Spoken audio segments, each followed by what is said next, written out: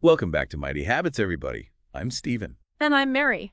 and we're so glad you're here with us today as we do a deep dive into the psychology of money. That's right. We're going to be looking at the book The Psychology of Money by Morgan Housel. And this book, it really takes a different approach than a lot of other personal finance books out there. It really does. I think one of the most interesting things that I got from it was this idea that your own psychology and your own emotions have more of an impact on your financial success than your actual financial knowledge. Really. Yeah. More than knowing about, investing in compound interest and Yeah. All that all stuff. the, all the technical stuff. Yeah, that's right. So being able to manage your emotions and your impulses when it comes to money is more important in the long run than being like a whiz with numbers. I mean, that's kind of mind-blowing when you really think about it. And we hear so much about, learning about investing and all this kind of stuff. Absolutely. And yet our emotions, that's really what's holding us back. And Housel argues that a lot of financial success comes down to behaving in ways that people would consider really boring, like just being patient and consistent. So you're saying that the secret to financial success is to be boring. In a lot of ways, yeah. Where's the excitement in that? Well, I think the excitement comes from seeing those long-term results. Okay, so it's about thinking long-term, not getting caught up in the short-term ups and downs. Exactly. And that's really what this book digs into. It's about those soft skills, those mental habits that can help us build wealth over time. Thinking about my own life, there have definitely been times where my emotions have gotten the best of me when it comes to money. I think we've all been there. Like that time I panic sold all my stocks when the market dipped. Oh, And of course it bounced back a few weeks later. classic panic selling. We let our fear take over and we end up making decisions that aren't in our best interest. So how do we stop doing that? How do we become more rational and disciplined with our money? Well, that's where understanding our own psychology comes in. We're humans, not robots. We're wired to react emotionally, especially when it comes to something as important as money. So it's about recognizing those emotional triggers and developing strategies to manage them. Exactly. And that's really what this book helps us do. It helps us understand those biases, those mental shortcuts that can lead us astray financially. So we can start making more conscious and intentional choices with our money. That's the goal. And you know what I really appreciate about this book is that it uses real-world examples and stories to illustrate these concepts. Yeah, those stories make it so much more relatable. Right. It's not just theory. It's like, hey, this is how these psychological principles actually play out in people's lives. It's like looking at case studies of how people have either succeeded or failed because of their money mindset. Exactly. And that's what makes it so powerful. It shows us the real-world consequences of our financial decisions. And it makes it clear that it's not just about the numbers, it's about understanding the human side of finance. Absolutely. It's about recognizing that we're all emotional beings and that our emotions play a huge role in how we manage our money. So it's like mastering our money mindset is the key to unlocking our financial potential. I think that's a great way to put it. Okay, well, now I'm even more curious to dive deeper into this book. But before we do, I want to know, have you ever let your emotions get the best of you when it comes to money? Share your stories in the comments below. We'd love to hear from you. And be sure to stick around because in our next segment, we're going to explore some specific strategies for mastering your money psychology We'll give you some practical tips and tools that you can start using today to make smarter choices with your money. and build a more secure financial future. So don't go anywhere. We'll be right back. After a quick break. And speaking of long-term, one of the most powerful concepts in finance is the idea of compounding. Yeah, compound, it's like magic. Yeah, Your money just grows and grows over time. exactly. And the longer you let it compound, the more powerful it becomes. But how does that tie back to being boring? Well, think of it like this. Compounding is like a snowball rolling down a hill. It starts small, but as it rolls, it picks up more snow and gets bigger and bigger. So you're saying that by being patient and consistent with our investments, we're essentially letting that snowball of wealth gather momentum. Exactly. It's about resisting the temptation to constantly check our investments, to tinker with our portfolio. Or to panic and sell when the market dips. Right, because those actions can really disrupt the compounding process. So it's about having the discipline to stay the course even when things get a little bumpy. Exactly. And that's where a lot of people struggle. They get impatient, they get scared, and they end up making decisions that hurt them in the long run. So how do we develop that kind of discipline? Not everyone is naturally patient and level-headed. Well, I think it starts with understanding the power of compounding. really internalizing that concept. So we can see the long-term benefits of staying invested, even when it's tough. Right. And it also helps to have a clear financial plan, Yeah. knowing where you're going and how you're going to get there.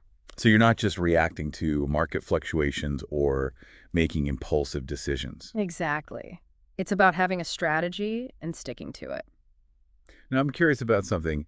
You said earlier that financial knowledge isn't as important as our psychology when it comes to success.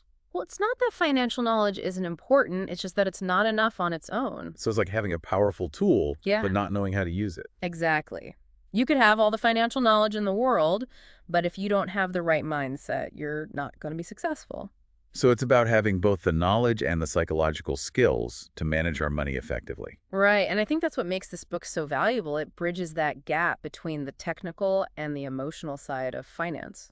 And it shows us that our psychology really is the key to unlocking our financial potential. Absolutely. It's like that old saying, it's not what you know, it's who you are. So true. So for our listeners who are feeling inspired to take control of their finances, where do they even begin? Well, I think the first step is awareness. Becoming aware of your own money mindset, those beliefs and habits that are shaping your financial decisions. So it's about paying attention to those internal scripts, those narratives we tell ourselves about money. Exactly. And asking ourselves, are these scripts helpful or harmful? Are they serving me or holding me back?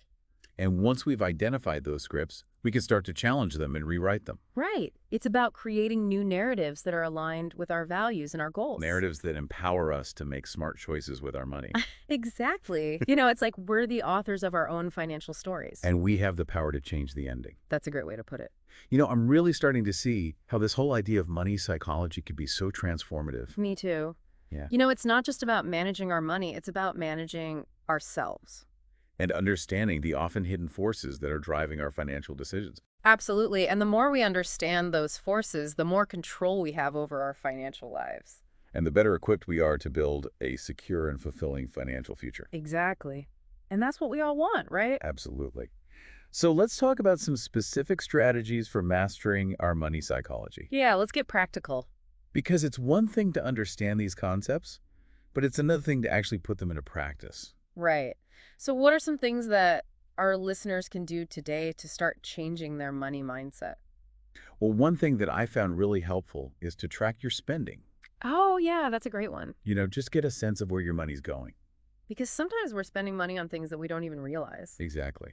And once you see where your money is going, you can start making more conscious choices about how you spend it. Right. And you can start identifying areas where you might be able to cut back. Or areas where you want to spend more. Exactly. It's about making sure your spending is aligned with your values and your goals. Another thing that I found helpful is to automate your savings. Oh, yeah, that's a great one, too.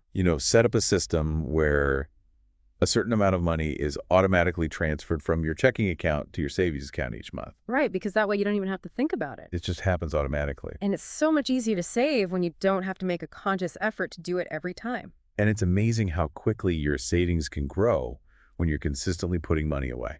It really is the power of compounding in action. Exactly. Now, what about investing? A lot of people are intimidated by investing. Yeah, it can seem really complicated. So how do we approach investing in a way that's both smart and psychologically sound? Well, I think the most important thing is to start small. You don't have to be a financial expert to get started. So you're saying that it's better to just dip our toes in the water Yeah. rather than jumping in head first. Exactly.